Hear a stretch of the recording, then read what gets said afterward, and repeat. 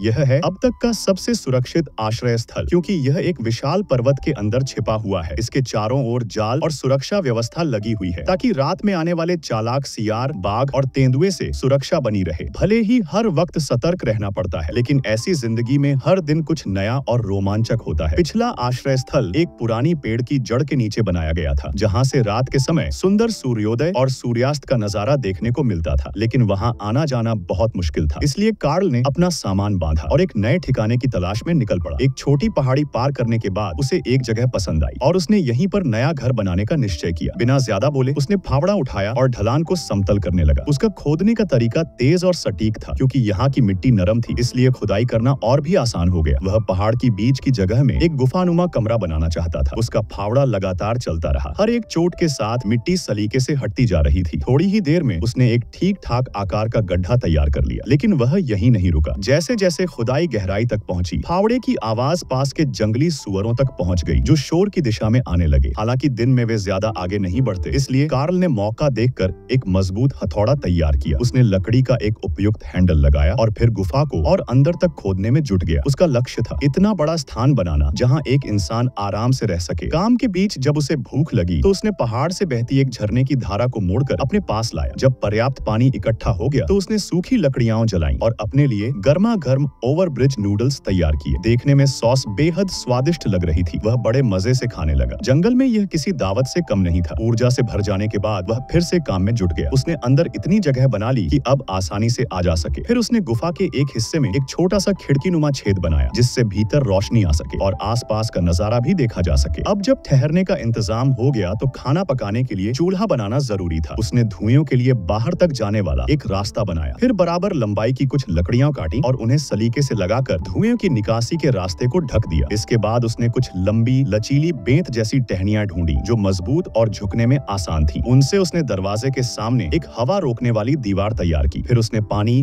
और पीली मिट्टी मिलाकर चिकनी मिट्टी तैयार की, जिससे उसने चिमनी और दीवारों पर परत चढ़ाई। अब उसका आश्रय पूरी तरह सुरक्षित और टिकाऊ हो गया था।